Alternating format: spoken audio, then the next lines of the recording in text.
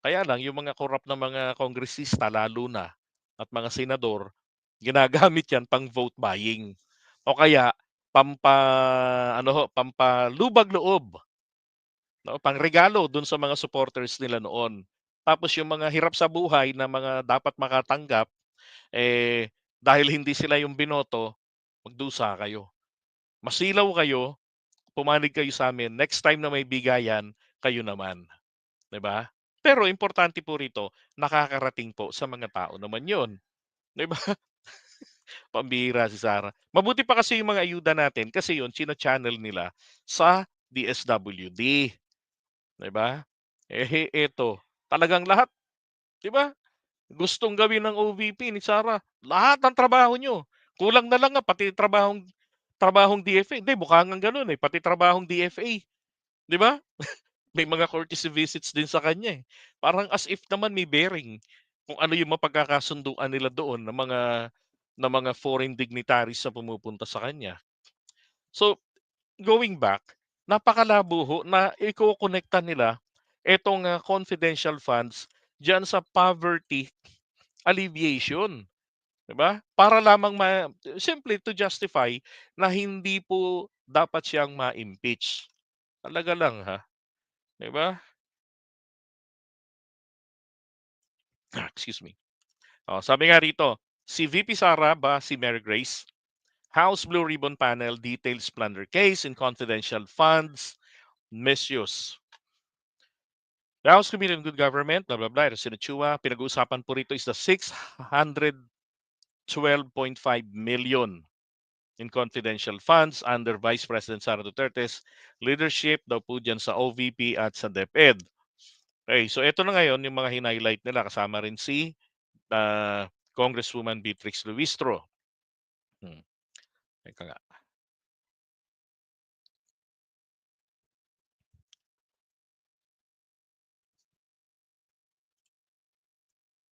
Ay, teka. Ops, ito. Para napapalaki natin. Sabi rito, mahigit kalahating bilyong piso. Ilang classrooms ang sana napagawa? Ayan, isa pang problema yan.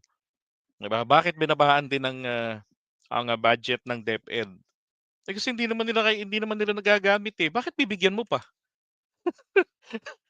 'Di ba? Pero para sa akin po to be honest with you, sa ngayon sa ngayon because this is under a different leadership, eh, gamitin muna nila yung mga budget nilang available. Ngayon, pagka kinapos sila ng budget, kasi may problema po rito sa kung bakit nagkakaletse-letse yung mga ganyan. May kasalanan din po dyan yung mga nasa grounds eh. Yung mga dire-direktor, yung mga ganyan. Yan yung mga nandyan yung mga urap. Nandyan yung mga malalakas mangurap sa mga contractors. Plus hahaluan pa ng politiko, lintik na biding-bidingan. Anyway, going back, sabi rito, mahigit kalahating bilyong piso, ilang classrooms na sana ang napagawa.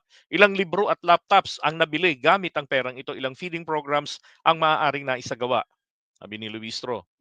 Yan. Legal and legislative consequences. The committee recommended pursuing charges under Anti-Plunder Act, which imposes penalties na habang buhay na pagkakakulong. Kapag unang kaso mo ito, ikaw po ay pwedeng makulong ng 20 anyos lamang. Pero kung ikaw po ay paulit-ulit, o sabihin natin matigas ang ulo mo, tirador ka talaga, recidivist, then papataw po sa iyo ang maximum penalty. No? And perpetual disqualification from public office. So kung mag-resign man si Sara prior to pag to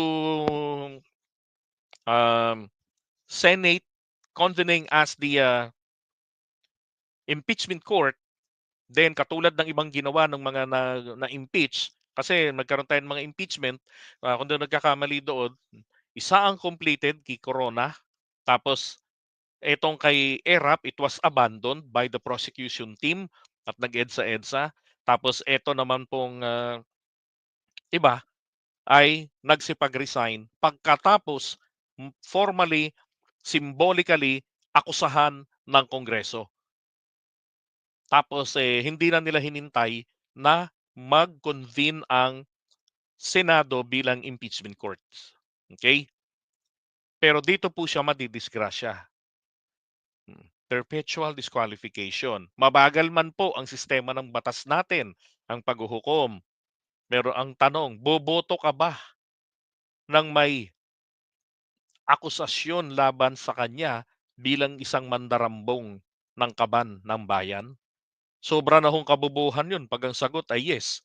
Tapos maghahanap kayo ng pag-unlad ng bayan natin, 'di ba? Pangungunsinti 'yan. Dapat diyan ay hayaan niyo munang matapos ang kaso at dapat dapat meron tayong special court para sa mga kaso ng pandarambong. Mabilisan lang, 2 months, 3 months lang, tapos na dapat ang kaso. Kasi ang mga ebidensya nandiyan nakalatag na, 'di ba? Ngayon sabi two impeachment complaints, well actually three na nga have already been filed against VP Sara on grounds of plunder, betrayal of public trust, and constitutional violations. Call for accountability, Luistro concluded with a call for action. Ang mali po ay ang tumahimik at magsawalang kibo. Bayan, yan po yung totoo. Yun po yung pagkakamali natin dyan. Ang sabi nga ni Albert Einstein, the world is a dangerous place, not because of those who do evil, but because of those who look on and do nothing. Sabi raw ni Alberto, ang mundo raw po ay mapanganib na lugar. Hindi dahil po sa mga walang hiya, hindi dahil po sa mga masasamang loob. Bagkus dahil daw po doon sa mga konsentidor. Yun, sabi ni Alberto. The committee pledged to endorse its findings to the Department of Justice and propose reforms to enhance oversight on confidential funds. Let the chips fall where they may, sabi ni Luestro. At pa, ang perang ito ay hindi kanya. Tama, di ba? Yung sinasabi rin ni Bongo. Oh, hindi po niya pera yan, hindi po natin pera yan. Balik po natin yan sa taong bayan. He's right, di ba? He was right. Sa pamamagitan ng mga serbisyo. Yan. Ito ay pera ng taong bayan, ngunit ang bawat piso ay ginamit sa maling paraan, sabi ni Luistro. Na may layuning magkamal ng yaman. Naku, patay ka Sara. Di ba? Mabigat na akusasyon. Parang sinasabi ni Luistro, ninenok mo yung pera para sa pansariling interes. Kasi kung hindi naman, di sana pinagtanggol na ni Sara yung sarili niya. Hindi ba tama? Hmm. Di ba tama? Sabi, the inquiry revealed unprecedented allocations of 500 million to the OVP and 112 million to DepEd between 2022 and 2023. This marked the first time DepEd received confidential funds despite its lack of mandate requiring such allocation. Kaya hindi po sinasagot ng maayos sa pagdinig kasi wala pong maipaliliwanag na maayos. Wala ka nang mandato. Ang iyong opisina wala ring mandato para sa pag-handle ng mga peace and order issues na 'yan. 'Di ba? Oh. Hindi rin po sapat na dahilan na ang ating pangulo ay inappoint si Sara bilang pangalawa sa kanya doon po sa NTF-ELCAC. Hindi po sapat na justification 'yan sapagkat bilang bahagi po ng ELCAC ay ang pondong sarili po, may sariling pondo ang ELCAC na dapat na ginagamit sa mga trabaho ng ELCAC o may kinalaman sa trabaho ng ELCAC, yung NTF. 'Di ba? Kaya nga po tinigilan na ng mga alipores niya ang kasasabi niya na, "Bakit? Si Sara, meron ka kaya ng may tungkulin gawin 'yan." Kasi ano siya, unang-una trip niya mag-DND secretary. Pangalawa, nilagay siya ni BBM, pangalawa sa kanya doon sa ELCAC. Ang ELCAC ay nagha-handle ng mga bagay na may kinalaman sa mga insurgents, mga insurhensya rin sa bansa natin. Kaya dapat merong pondo siya. Hiwalay. Hiwalay, gano'n ba 'yun? 'Di ba? Hindi puwedeng hiwalay ang pondo noon. Now, first time lamang po nagkaroon ng confi funds ang DepEd. Sumabit pa? Ay my God. Now, the committee highlighted that these funds were systematically misused through fabricated documents, falsified receipts, and questionable certifications. Bakit po naging ganito yung kanilang mga findings dito? It is not because ang PSA ay nagsabing yung mga pangalan na yang 1,333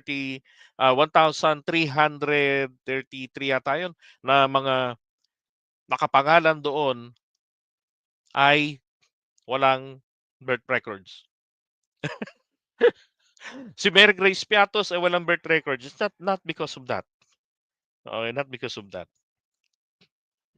May nakita sila na iba pang mga dokumento na dapat naisumite, katulad nung sinasabi po ni paring Ping Lacson na etong mga perang ito na-receive yung sinasabing falsified receipts na yan ay may nabuwing ako. Sinasabi ng falsified receipts na yan ay ginamit o pinirmahan ng mga CA ninyo, no? Hindi cash advance, confi agents, mga tiktik nila, ng mga marites nila. Dapat meron ka din namang isang logbook na sinasabi nga ng guidelines mismo, 'di ba?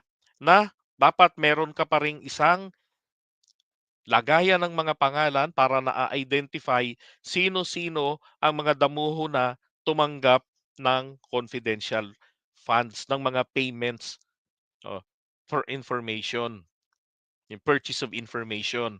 Sino-sino yang mga yan? Oh, 'di ba? Tapos yung questionable certification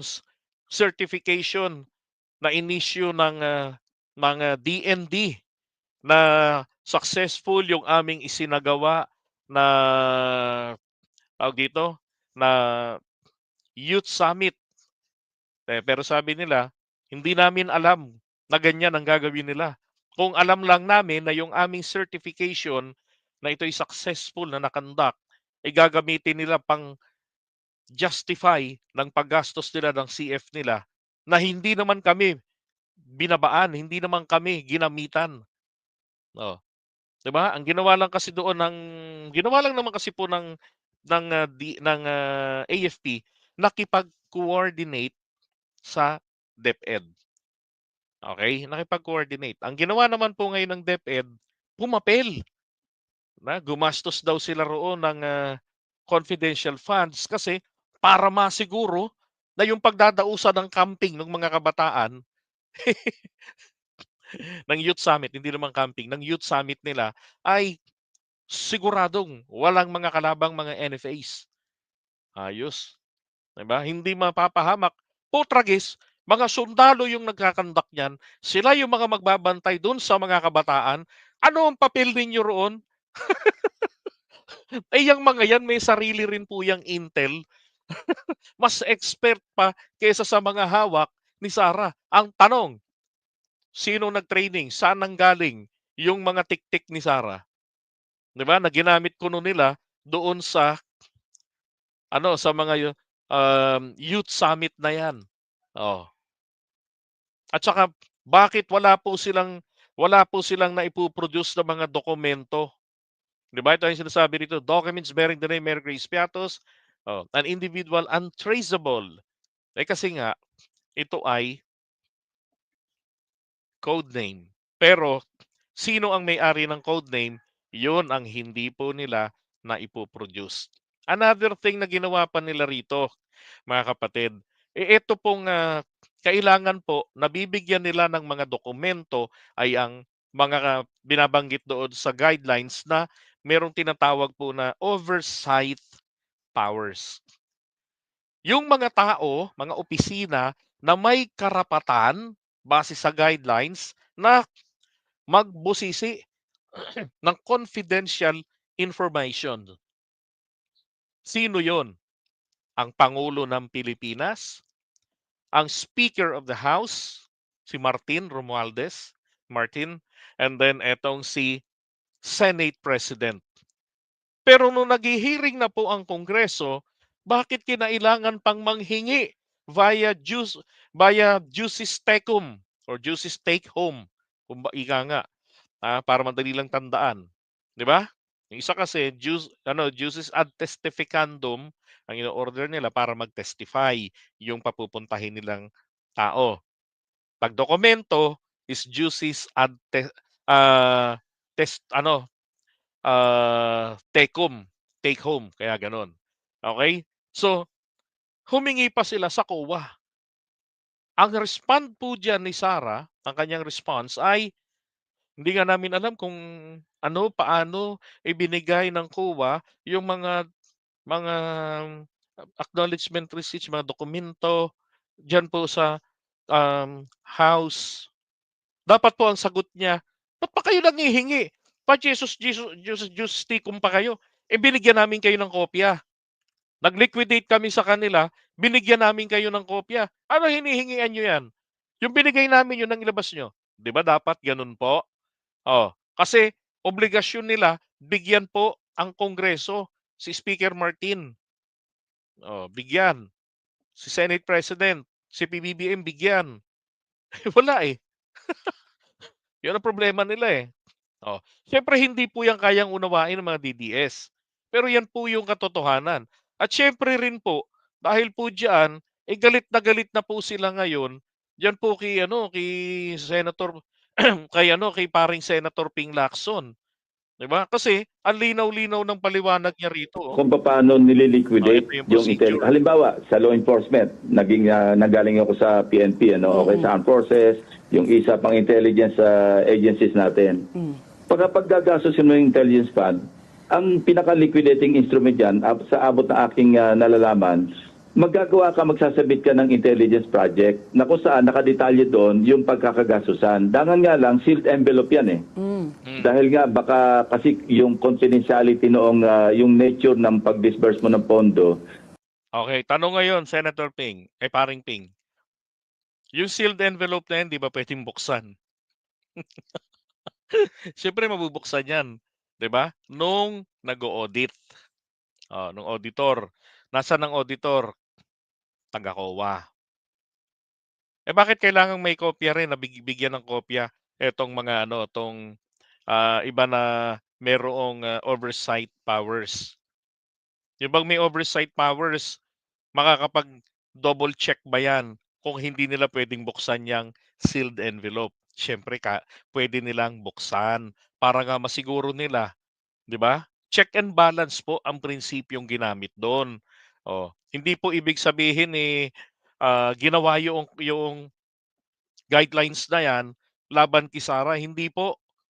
2015 pa po 'yun, -01, yung joint circular na 'yun.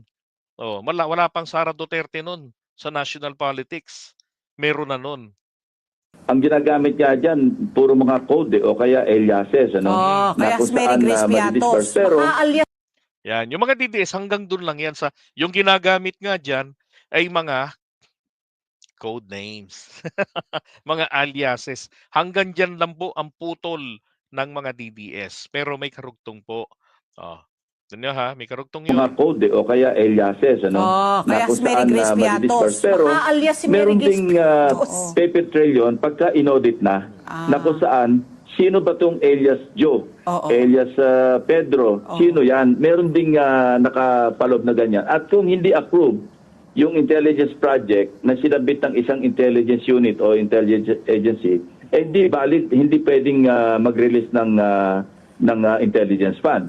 Tapos pag na-declassify na yan, halimbawa, accomplished na yung mission, nagkaroon na ng successful operation o kaya for some reason, negative yung operation, ano na yan, subject to audit na yan. Pwedeng special audit, pwedeng kung may nasilip yung COA, pwedeng yung tinatawag nilang fraud audit, dahil meron na sila nakitang fraudulent na mga releases. At saka yung regular audit.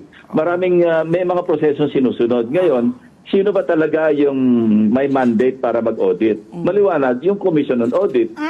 Pero sabi nyo nga kanina, Ali, saka Patpi, di ba, merong oversight function ang Kongreso, both houses. Okay. At katunayan, meron ngang meron ngang circular o merong umiiral na batas na kung saan quarterly dapat nagre-report lahat ng agencies na gumagamit ng pondo sa both houses of Congress kasi in the exercise of their oversight functions o mandate nila, kailangan makita nila paano, ano nangyari doon sa ipinasa nila na national budget o GAA. Oh, okay.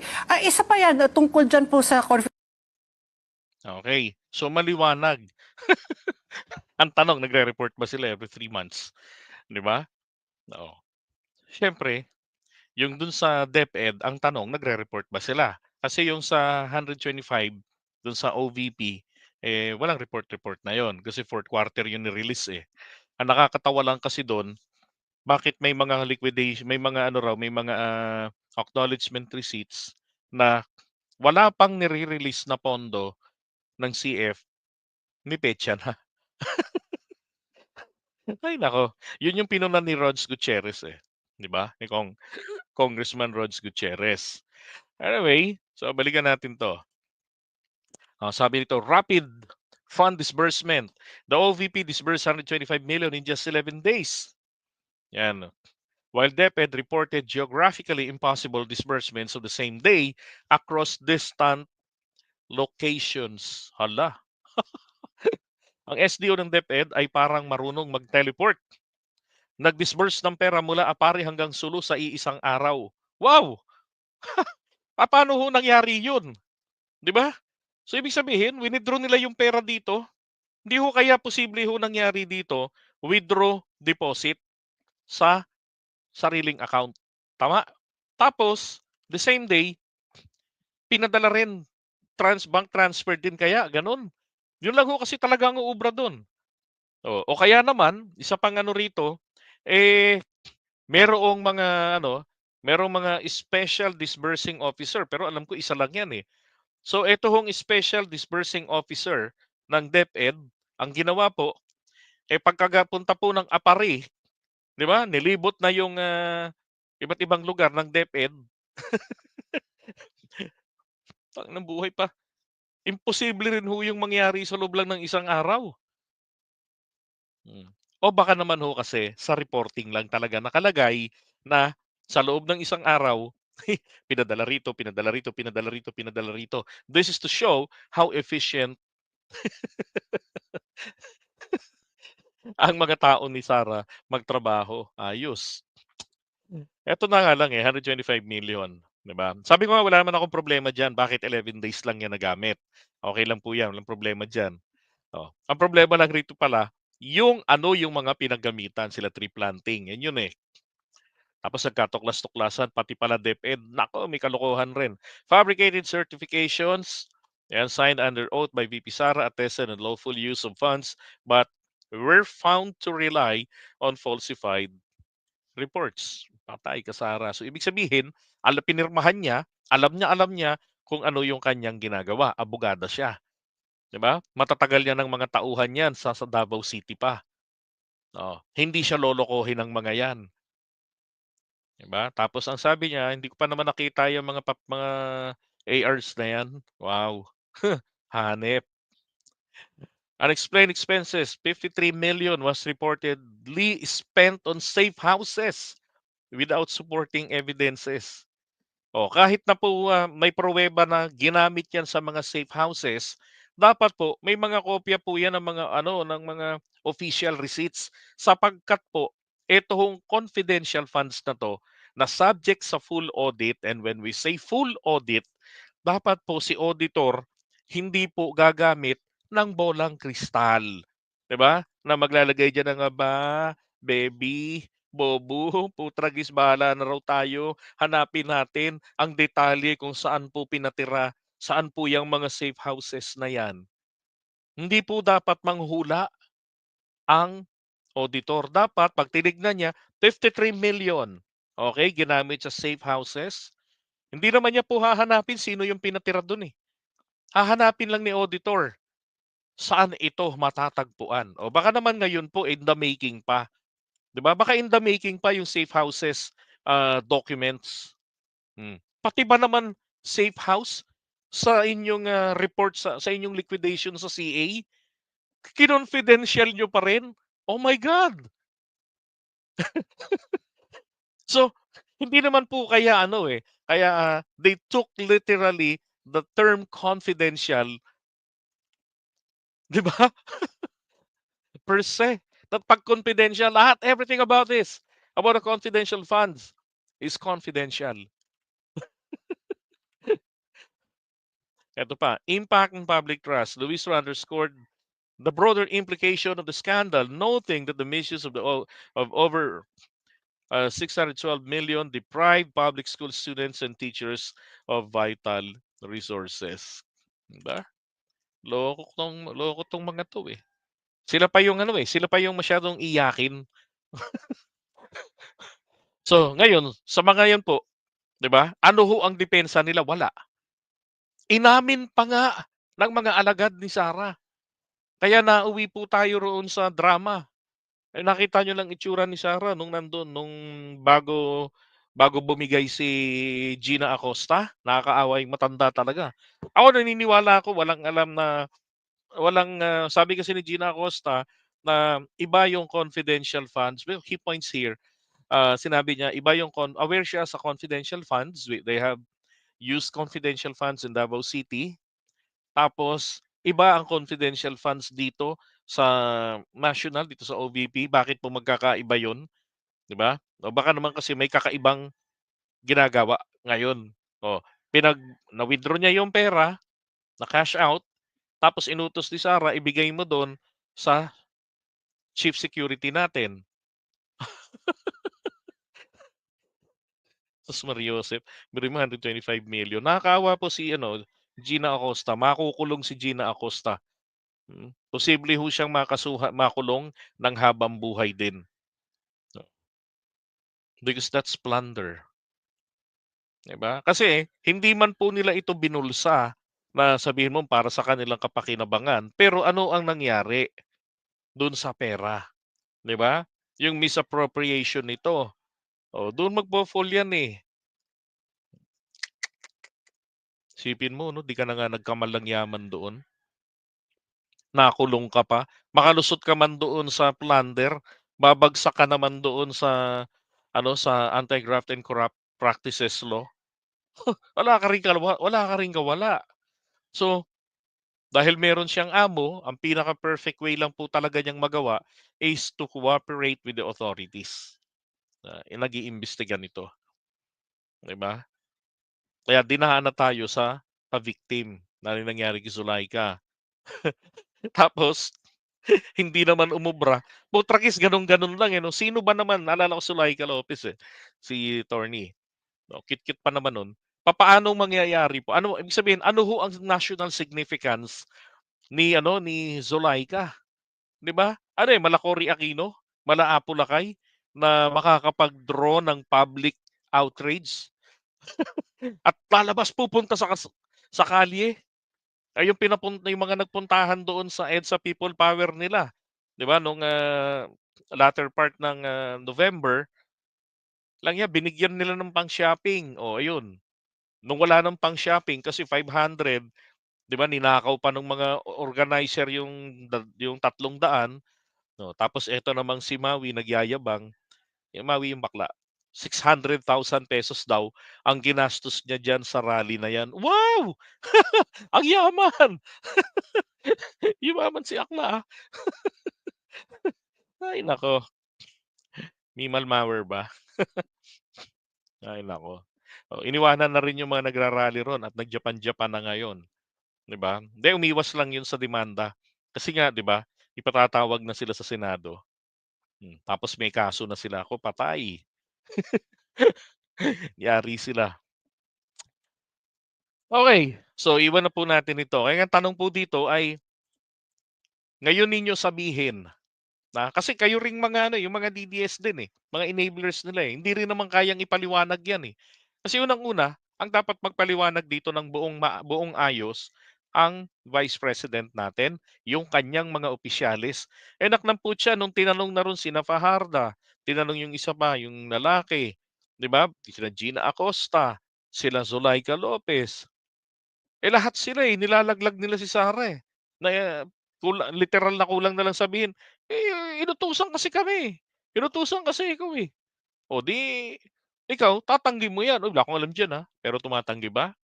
Sabi nga po ni NBI director, sabi niya, "Your silence," 'di ba, "condemns you." Oo.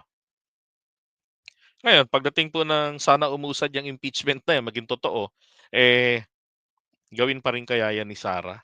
Hindi pa rin kaya siya iimik, 'di ba?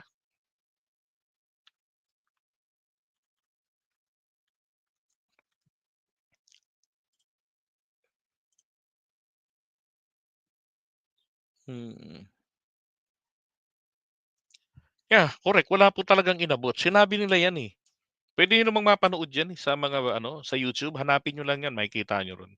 Sinasabi ano 'yan, ang pinaka-keyword niyaan, ah, itinanggi ng AFP na nagbigay itinanggi ng AFP na nagbaba ng pondo sa kanila ang DepEd o ang OVP para sa kanilang Youth Summit. 'Yan, makikita niyo na 'yan sa YouTube. Maraming mga vloggers siyempre pinutol-putol 'yan. Magandang info 'yan, eh.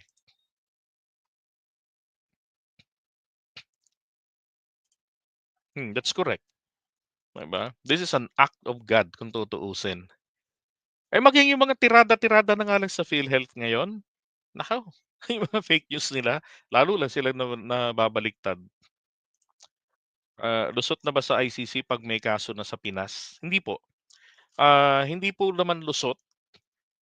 Kailangan ang kaso po, dito ay yun pong tatlong kaso na may jurisdiction ang, ICC katulad ng yung, crimes against, humanity, um, ano pa ba yun, yung kalimutan ko yung ano, eh, genocide, yung isa nakalimutan ko, eh. Pero ang inaano kasi ano rito, kina Digong is yung kaso po ng crimes against humanity. So, kapag kinasuhan si Digong dito at umabot na po ng korte, nakita may probable cause, nasa korte, nililitis na siya, then si ICC po, 'pag hiniling sa ICC na mag-withdraw na kayo, magwi-withdraw na si ICC. Pero kung ang mga kaso-kaso naman po, eh, mga murder, mga ganyan-ganyan, ay hindi. Tuloy pa rin ang ICC. Kasi iba yung crimes against humanity dun po sa mga murder, mga homicide na yun, mga gano'n. Iba po yan. Sir, paano kung mga taga-Interpol na yung kumilos, hindi ang ICC? Imposible. Hindi makakagalaw ang Interpol kung walang utos ang ICC. Paano yon? So si ICC magbababa ng warrant para kay Digong. Ang gagawin ng ICC ngayon ay pupunta sila hihingi sila ng assistance sa Interpol. Ang gagawin ngayon po ng Interpol, which is mga Pilipino rin po, sinabi na ni PBBM kung sino po ang mag-aaresto kay Digong. Ang sabi niya lang doon ay kung sino ang inaatasan, opisyal na magse-serve ng warrant of arrest. Walang iba kung hindi po ang PNP. And therefore, ang PNP po natin, magpapalit lang po, magpapa-issue BJ Gans ng red notice. Ang gagawin ngayon, 'tong PNP natin, pagka aaksyon na sila, magsusuot lang po sila ng jacket, o kaya yung chaleco na blue na nakalagay International Police. Pero mga Pilipino po 'yon, mga miyembro ng PNP. So malamang po nandun na yung advance team natin, walang iba kung hindi eto pong 'tong, mga pulis na pinadala doon ng gobyerno. Oh, kung inaalam na nila, kinakabisado na nila yung lugar, saan puwedeng, lumiko, dumiretso, 'di ba? Yung sikot-sikot, 'yan, mina-master na nila 'yan because they're expecting maglalabas ang, ICC ng warrant at ang, Interpol ng red notice. Oo. Akala niyo ba foreigner yung pupunta rito, mga puti? No, hindi. Oh, ano mangyayari 'pag nahuli nila si Duterte, si Bato de la Rosa? Oh, siyempre iiyak si Bato. Si Digong 'pag mumurahin 'yan, putang ina ninyo. Ewan ko lang kung magawa niya. Dadalhin po sila sa korte ng Pilipinas para po doon tignan, ano lang naman 'yan, to see to it na proper yung ginawang pag-aresto. Hindi binugbog, hindi ginulpi, pero puwedeng tinakot para lumabas, 'di ba? Puwedeng puwersa kasi tago ng tago, puwedeng gano'n.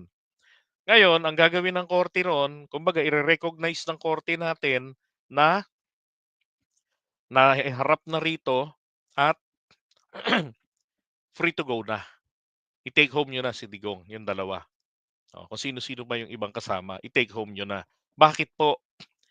Hindi ho kahit anong salita ng ating Pangulo ni PBBM, wala yung jurisdiction dito ang ICC. Hindi tayo makipag-cooperate sa kanila. Ano mang mangyari? In any form. Hindi tayo makipag-cooperate. Ang Korte Suprema nagsalita na noon pang 2021, sometime around the April yata. Basta mga ganon, May o March ganyan. Basta nung mga first quarter, second quarter ng 2021, nagsalita na sila nang sabi nila in 15-0 votes nila na may obligasyon ang Pilipinas makipag-cooperate tayo sa ICC sa anumang nasimulan nila. Yun po yung utos o yun ang desisyon ng Korte Suprema. Oh. Kaya yung sinasabi nila na wala, bahala sila sa buhay nila. Wag lang yan eh, wala. Pero ang maliwanag, nagsalita na po kasi. Then, si PBBM, bilang Chief Executive, bilang isang punong tagapagpaganap, is duty-bound. Okay, hindi naman po ito sinasaklawan siya ng Korte Suprema. Bagkus ipatutupad niya ang desisyon ng Korte Suprema. Kaya nga yung judiciary, yung korte po, ihaharap sila Digong doon. Oh, pagka nadampot na sila ng Interpol, pipresenta sila sa korte at ang Pangulo ng Pilipinas hindi pwedeng humarang. Kaya nga ang sabi ng Pangulo nating magaling, meron tayong membership hanggang ngayon diyan sa Interpol at diyan tayo makikipagtulungan. Ayos ang boto-boto. Tama naman, 'di ba? Tama naman ang pangulo natin. Kaya sabi ko loko 'to si BBM masyadong pinasakay ng pinasakay si Digong, 'di ba? At matalino rin naman po si Duterte because he knew na pinasakay lang siya ron ni BBM na kunwari protektado laban sa ICC, 'di ba? Kahit na anong banat nga natin sa pangulo, walang nangyayari. Hanggang sa sinabi niya na meron tayong obligation and we have to fulfill that obligation with the Interpol. Okay? So yun na, alam nyo na. Swerte nyo, alam nyo na. How it's going to work. Sabi ni Amy, 1 trillion budget sa impeachment ni VP Sara. Totoo ba yon, Sir JDB? Hindi ko po alam. First, hindi po sa akin yan nanggaling ang pera. Pangalawa, hindi po ako ang nagsabi niyan. Si Amy lang ang nagsabi na 1 trillion budget. Enak ng putya, sila ngang mga DDS ha. Anong sabi nila ron? 5 billion daw po yung budget, ata 11 billion ang budget doon sa rally nung December 7 ng mga loyalista. Mga sirahang tuktok talaga no?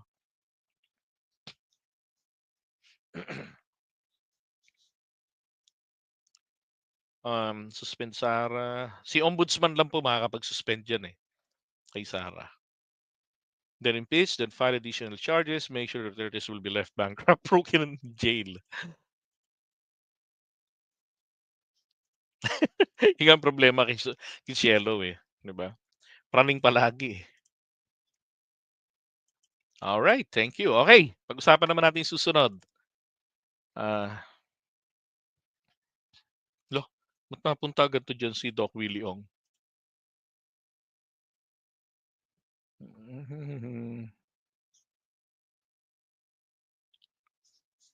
Okay, may mali.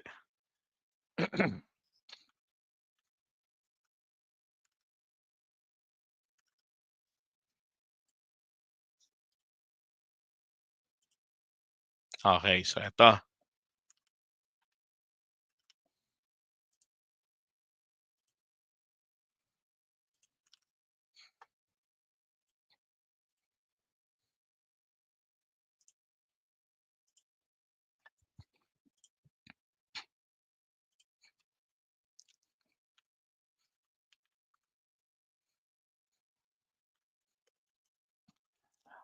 Magandang araw sa inyo uli. JDB po ang inyong abang lingkod. Pag-usapan natin ngayon, ito pong garantiya na binigay po ng ating Pangulo. Okay, na yung serbisyo po ng PhilHealth, hindi po mawawala. Okay, hindi madi-diminish. And PhilHealth and Independent. Okay, let's isa-isayin natin. PhilHealth has a 500 billion reserve.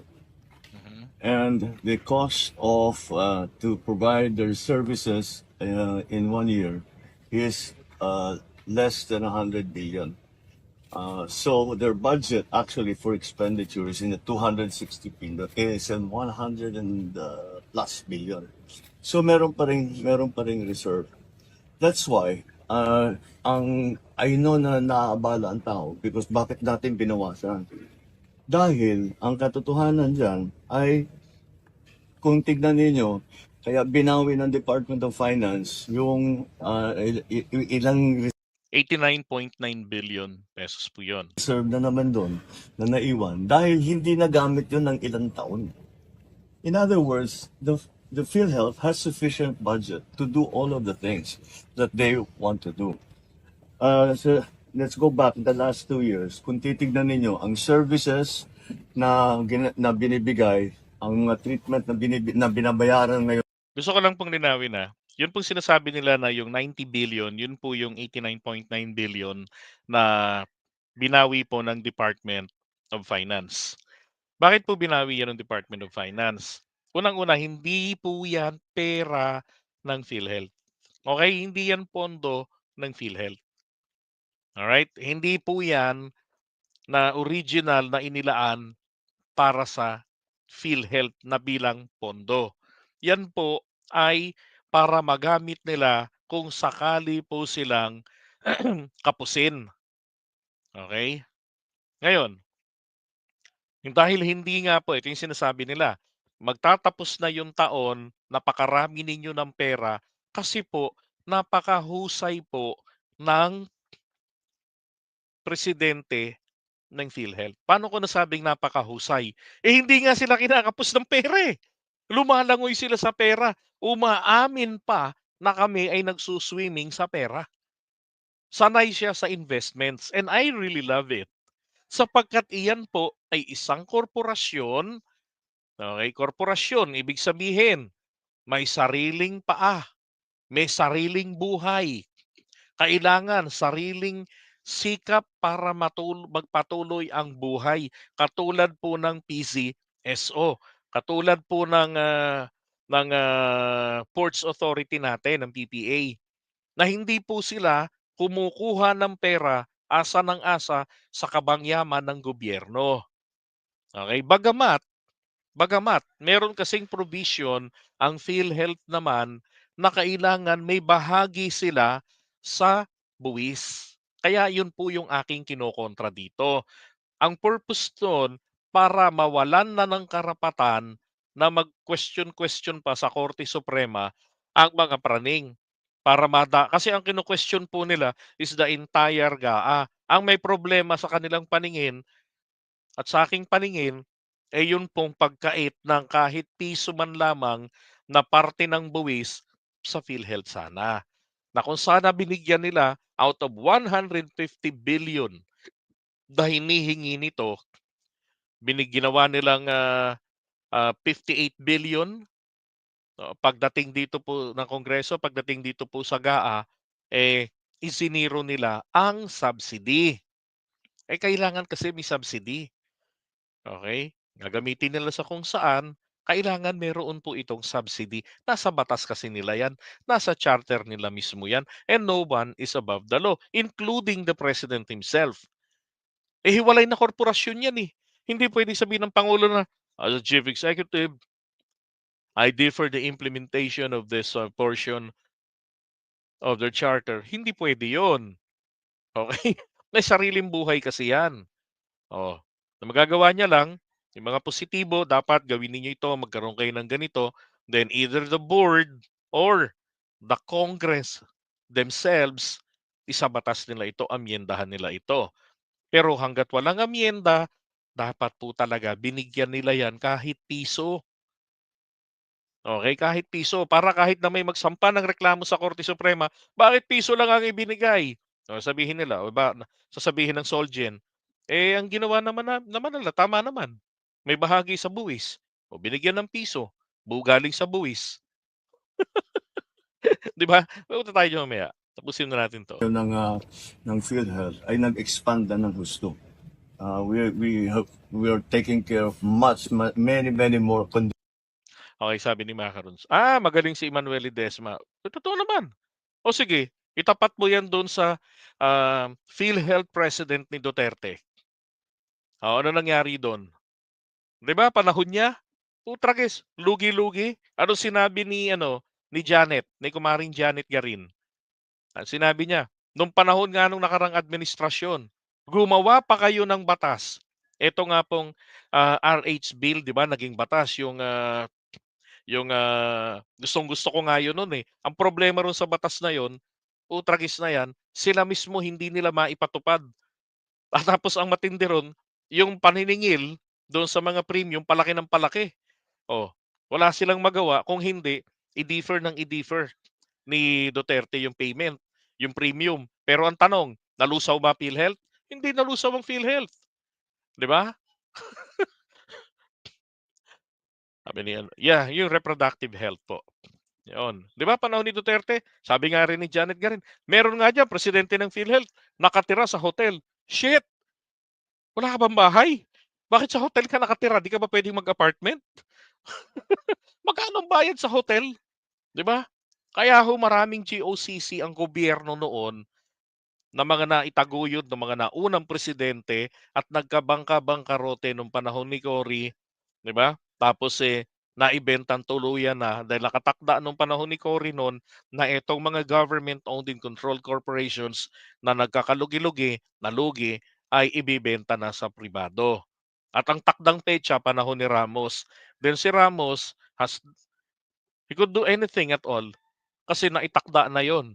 Oh, at wala naman tayong mga mambabatas na may gusto noon na baguhin pa 'yon or else they will face the wrath of Cory Power. 'Di ba? Ayaw kontrahin si Cory noon. Nayaan lang o 'di naubos halos yung mga GOCC natin. Time ni Digong, pati yung PCSO, kamusta naman? 'Di ba? Panahon ni Garma, lugi-lugi. Oh, kasi pinasadyang palugi para kasi may nanliligaw noon na incheck, gustong bilhin din sa pribado ng PCSO. Kasi nga po, it's big money, 'di ba? Oh, biro mo may pogo nang naipasok, tatangayin pa ng mga incheck etong PCSO, 'di ba? So ganun ho kapalpak nun. Eh ngayon, sabi nga ni Garin na naman, itinatama, inaayos ng administrasyon ngayon, ng gobyerno ngayon, ang mga pagkakamali. Kasalanan ba ng gobyerno ngayon na palpak ang RH law? Hmm. 'Di ba? Eh paano hindi papalpak eh? Nangi ano lang eh, pinirmahan yung batas. Tapos hindi naman maipatupad. Bakit? Oppressive eh. Biro mo kawawa yung mga OFWs, ang lalaki ng mga singilin, ng mga bayarin nila. Tapos pag nagkasakit sila, sa abroad naman sila, di doon sila magpapagamot, sagot ng amo, 'di ba? Dapat yung mga OFWs hindi po sinisingil ng PhilHealth premiums, wala dapat sila. Dahil ang magpapagamot sa kanila pag nagkasakit, ang may coverage po nito, yung healthcare system ng bansa kung saan sila nagtatrabaho. Oh, pagdating nila ng Pilipinas, dapat doon po sila naman ngayon magbayad ng premium para sa coverage nila. 'Di ba? Dapat gano'n. Many more. We have more dialysis patients. We are attending to more people. That's from the budget of 2023 and 2024. So patuloy, pataas ng pataas. Pati yung pagbayad. Ang payments ngayon natin for cancer, for the other Ang binabanggit po ni PBBM rito yung mga previously less covered procedures, ang tawag nila ay services. Ang procedure pong tinatawag sa medical term ay yun pong mga ginawa ng doktor. Mga ginawa po sa loob ng facility, testing, tinurukan ka ng injection, tinuli ka, nakunan ka, niraspa ka, tinahi ka, yan. Kasi iba naman po yung pagraspa, pagkuha nung sa loob ng pagkayod, iba naman po yung diagnosis code nun o yung CPT code nun. Oh, tapos yung pagsara, yung pagtahi, iba naman din po yung gumagawa nun. 'Di ba? So lahat po 'yan may mga bayarin. Oh, yung marami ngayon, pati nga yung sa mental, makaka-avail nga si Sarah dun, ay makaka-avail nga po dun eh. May coverage na rin. Eh dati wala, pag paraning bahala ka sa buhay mo. Paraning ka eh. Eh ngayon meron na. diseases, hundreds of percent ang increase doon sa dati. In other words, kaya ng PhilHealth ang bayaran niya. And the reason why, Take note mga kababayan ha, ang tanging obligasyon po ng PhilHealth ay bayaran yung mga bayarin ng mga Pilipino na member nila. Again, yung member lang po ng PhilHealth. Okay? Pero ano nangyari ngayon? Pati nga ho hindi member eh. Yung mga walang kakayanang magbayad ng premium, kino-cover. Oh, sabi ni Sir Carlos. Mental health covered ba ng PhilHealth? Sana para sa mga DBS. Covered na po. Pwede na po silang magpa-check up sa pinakamalayong hospital. Oo. Kasi baka kulangin po yung mental hospital sa kanila. Pwede sila sa Timbuktu. Yan. is that the reason that we do not want to subsidize it is because it is the subsidy with lang doon sa Correct. Uupo lang doon. Kasi meron silang kakayanan pa. Meron silang pera. No. Isa pa, bibigyan mo ng subsidy. 150 billion, 153 nga yata yung hinihingi niyan eh. Ang laking halaga doon. Anong gagawin ng pera ninyo? Oh, eh yung kanilang presidente, ang expertise nito, palaguin ang pera, which is good, 'di ba? Ang problema ngayon, etong mga ibang opisyalis po ng PhilHealth, tandaan nyo, it's not a one-man management po ang PhilHealth. May mga kasama yan, may board pa yan. Oh, 'di ba? Eh yung iba, ang desisyon ng iba, lalo sa payment, huwag na natin bayaran. Hanap tayo ng available funds natin, yun ang ibayad natin. Gamitin natin yung subsidy. Eh putra guys, marami kang tingnan niyo picture ito ganito. Meron si PhilHealth lumalangoy sa pondo, 'di ba? Patapusin natin si PBBM. bank account ng PhilHealth Uupo hindi lang sa bank account magagamit. nila. Marami tayong paggagamitan nun. So that's a simple Yan. Sabi niya, tatambay lang naman sa kanila yan. Uupo lang naman yung pondo na yan doon. Eh tayo, marami tayong dapat na mapagagamitan noon. Diba? Yan ang sabi ng ating Pangulo. Eh ito nga ho mismong si PhilHealth nagsasabi na kulang na lang sabihin ni PhilHealth, di namin kailangan yan eh. Yan subsidy na yan.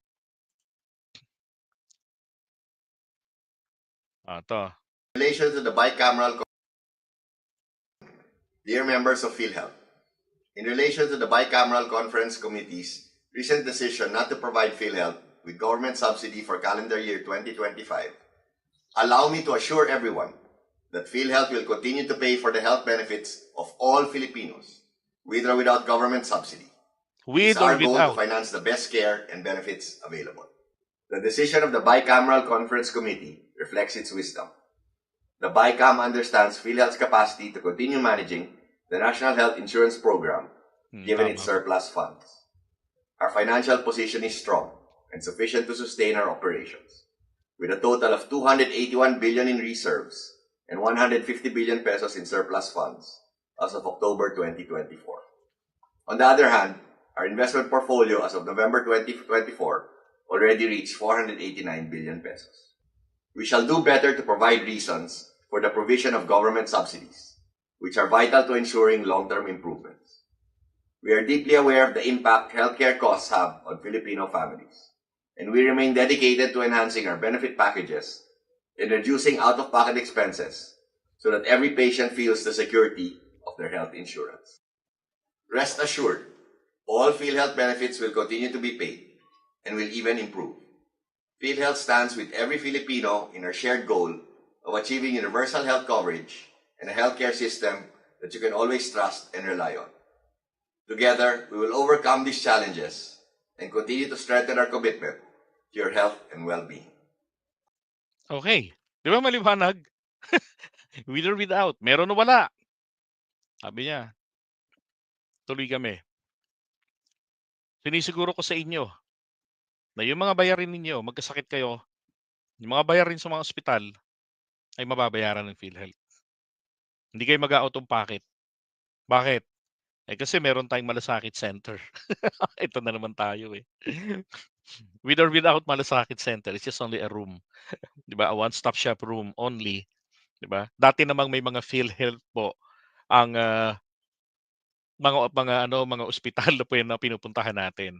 So punta ka sa PhilHealth, ang coverage natin. Ang kailangan lang po kasi natin dito is yung services ng PhilHealth na tinatawag. Which is, ang tawag po diyan din sa ibang terminology ay yung benefit coverage.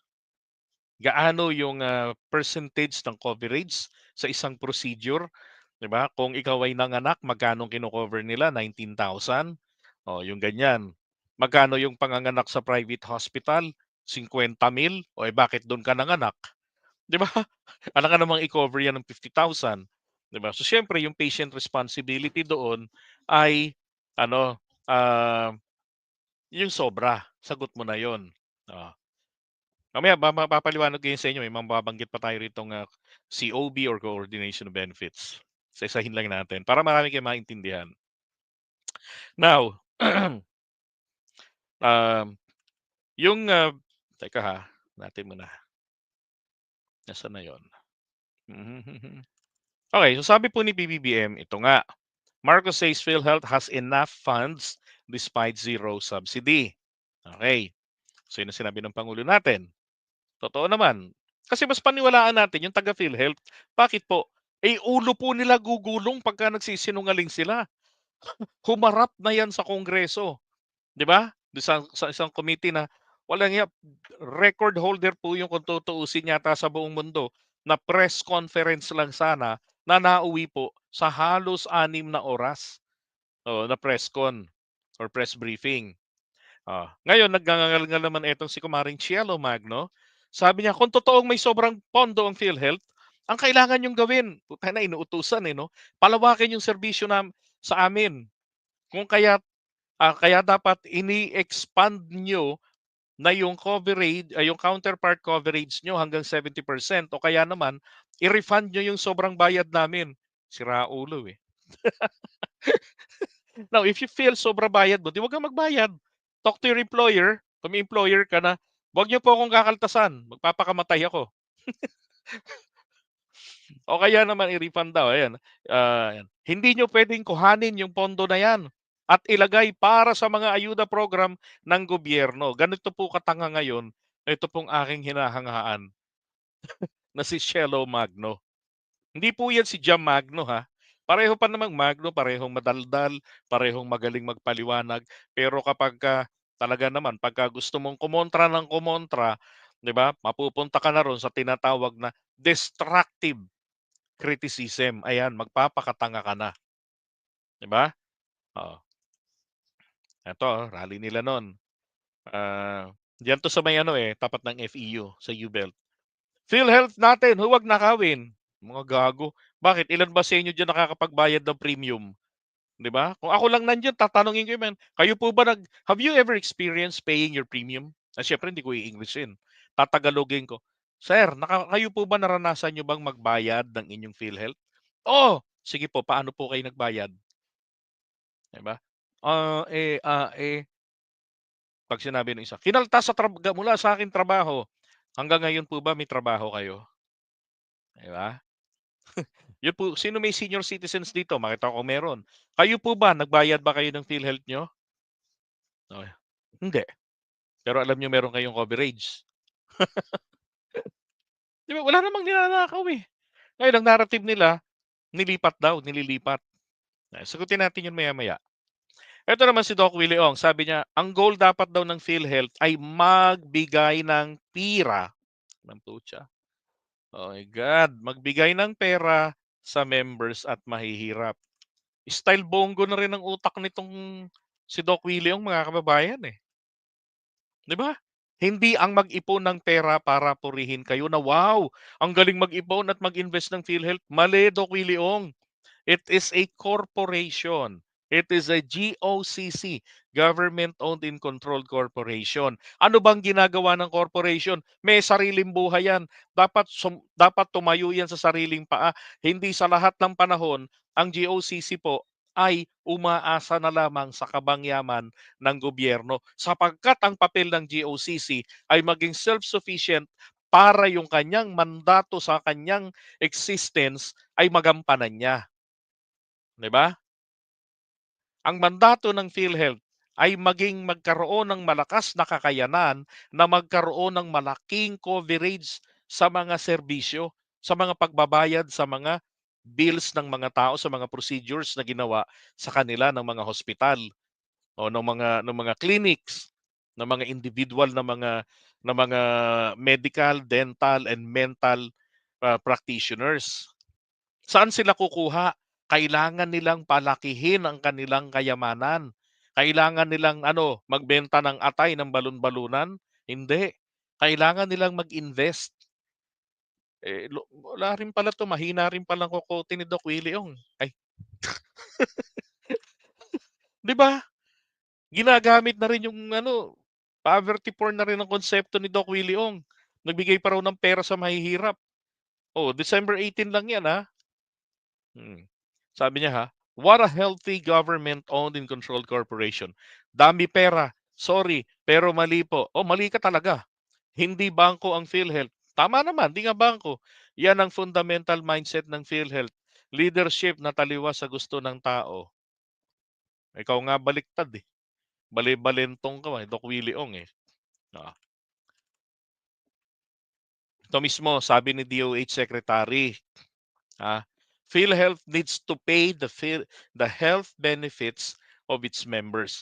PhilHealth must not invest government funds in the bank. PhilHealth must invest in the Filipino people. It must pay its arrears to hospitals and doctors in a timely manner. Partly correct ito.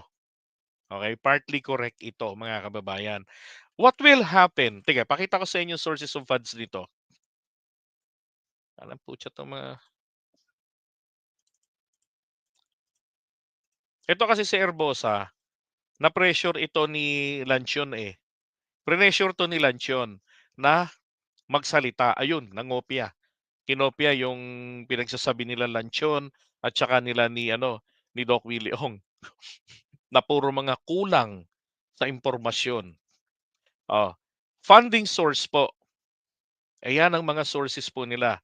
GAA, annual budget providing government subsidies. Yan, allocations to PhilHealth funds premiums for indigents, senior citizens, and PWDs. Okay. Ngayon, ito pong 153 billion na hinihingi nila ay para daw po pambayad sa mga ito. Pero di ba ang paliwanag nga mismo ng PhilHealth President at saka ni PBBM, meron silang labis-labis na pera na dapat ay gamitin nila dito. Kaya lang dahil nga po dito sa batas mismo bilang isa sa mga sources nila, dapat binigyan po sila kahit na 150 million para tapos ang kwento. And then yung kakulangan, sasagutin na po yan ng PhilHealth. Okay? Tignan nyo, ha, gaano kalaking pera po ang napupunta sa kanila. Sa sin taxes, meron din silang nakukuha. Portion of revenues, yan, napupunta sa kanila. Yan, excise tax ng alcohol, yung mga buwis po ibig sabihin ng excise, ito yung mga buwis na mga ipinapataw dyan sa alcohol, tobacco, sugary beverages, yan. And then PAGCOR revenues, grabe ho. So 50% po ng revenue ni PAGCOR napupunta sa national government. Then 25% napupunta po sa kanila. Kasama dyan si PhilHealth at ang UHC. And then PCSO, charity fund. 40% of PCSO's charity funds net of documentary stamp and mandatory contributions, blah, blah, blah. Premium contribution sa atin po. Yan, yung mga binabayaran natin. I don't know kung magkano ngayon. Dati, ang binabayaran na, kinakaltas sa amin yan, 100 pesos. Sabi ko nga, kahit na gawing 200, I don't care eh. Monthly lang naman yun eh. And then other income, revenues from investments. And this is what I was saying. Pwede pong mag-invest sa mga bangko, pwedeng mag-invest kahit po dyan sa mga public roads na mga may bayad. Di ba? Makisosyo kay San Miguel. Oh, pwede po. Kasi pagkukunan po ng pondo yan. At dapat nga, ang Maharlika Investment Corporations, ginagawa rin yan. Kung alin ang mga kumikitang kabuhayan ng dito sa Pilipinas, 'di ba? At ang mga malalaking negosyante rito sa atin na may kinikita pa sa labas, dapat makipagsabayan sila. Makisosyo rin para may revenue. Now, going back, ito po yung mga sources nila. Now, kung iisipin nyo po, gaano po ba kalaking, ilang bilyones ba ang kailangan nila? Umaabot po ito ng mga nasa all more or less 300 billion ang kabuuang pondo ng PhilHealth sa isang taon. Could you imagine kung dahil po rito sa investments nila, yumaman sila, lumaki ng lumaki ang pera nila, eh di pwede na pong amyendahan ang charter nila at literal nang sabihin doon na hindi na kayo kailangan pang bigyan ng portion mula po sa mga ito. Dahil meron na kayong sapat na kita mula sa investments. Kaya huwag pong pipigilan dapat ang pag invest ng mga GOCCs natin. Sapagkat kailangan nilang mabuhay, kailangan nilang tumayo sa sarili nilang mga paa. Okay, regardless kung sino ang presidente, katangahan ang pigilan silang mag-invest. Erbosa, Doc Willie Ong, Cielo, katangahan niyang sinasabi ninyo. Oh. Sapagkat nandyan mismo sa sources of funding nila. At ito pong fund dito, ito po ay tulong ng gobyerno sa kanila. Ang tulong, yung subsidy, ay pwede pong matigil kapag self-sufficient na kayo. At kailangan po nilang ma-achieve ang full sufficiency. Kailangan, kayang-kaya na nilang tumayo. 30 anyos na pala yan, ang PhilHealth. Di ba? Pinupolitika kasi pinagnanakawan eh. Kaya hindi lumalakas ang PhilHealth. Eh ngayon, oh, maganda ang financial capacity o capability ng PhilHealth. Ini-issue naman nila ngayon na baliktad na walang kakayanan, malulugi ng PhilHealth pagsasara na, bawal magkasakit, literal. Pag nagkasakit ka, mamamalimos ka na. Tanga. Yun nga po yung inaalis eh. Na yung mga Pilipino ay tatakbo pa sa mga damuhong politiko natin na mamumudmud sa kanila ng pera. May sakit, naghihingalo, manghihingi yung kamag-anak. Pagdating sa ospital, kulang pa, patay na yung pasyente. Yung politiko, di ba, makakakuha ng boto kasi nakapagbigay ng konti. Oh. Ang dapat na suportahan natin para ma-encourage sila. And then, eto pong ganito kalaking halagang pera mula sa mga to, mailaan na sa ibang dapat pang pagkagastusan katulad ng binabanggit ni Sir Carlos Maglasang. Yung insurance ng yung sa mga crops, yun dapat pong palakihin ang pondo doon, ang subsidy ng gobyerno. Okay? Anak ng baka tong mga to. Kulo ng dugo eh. Now, yung sagot ko naman po doon mga kababayan, saan po naman mapunta ang pera na yung 153 billion na hinihingi nila na hindi po ipinagkait hanggang sa nauwi po ng zero ang subsidy. Yan po ay napunta po dito sa may parte ng NCR, meron po tayong mga hospitals dito. Katulad po ng Philippine Cancer, okay, Philippine Cancer Center, bago lang ito. Yung National Kidney and Transplant Institute or NKTI, yung hemodialysis center nila. Oh, yan yung pangalawa. Pangatlo nito, yung Women and Children Medical Center. Pangatlo, yung pag-improve ng mga facilities ng Philippine General Hospital. Okay? Kakakaawa, ako nagpupunta ako noon diyan. Dahil ang trabaho ko messenger nung college ako. Nagpupunta ako diyan para sa mga bidding ng mga gagawing proyekto. Nakakaawa hong itsura diyan. Naakyat ko na rin kung saan na ang opisina ng pinaka-hepe nila diyan sa tuktok. Yung tuktok ng building diyan, ewan ko do'n pa rin ngayon. Tapat lang po 'yan ng Department of Justice, oo. Pareho 'yang nasa Taft Padre Faura 'yan. Pareho sila ni Korte Suprema at ni Court of Appeals. Si DOJ naman ang purely Padre Faura, 'di ba? Pero tapatan lang 'yan. And then bukod po diyan sa PGH, improve po ng kanilang mga pasilidad. Yun pong Philippine Heart Center. Yan po, meron din napunta sa kanila. And then yung iba't iba pa hong mga general hospitals para sa improvement ng mga facilities nila across the nation. Yan po yung mga napuntahan ng pera. Hindi po totoo yung sinasabi nila na yung kinukwento nito ni Marites nito ni Cielo na inililipat lang daw po sa mga ayuda program. Siya itong hindi po aware eh.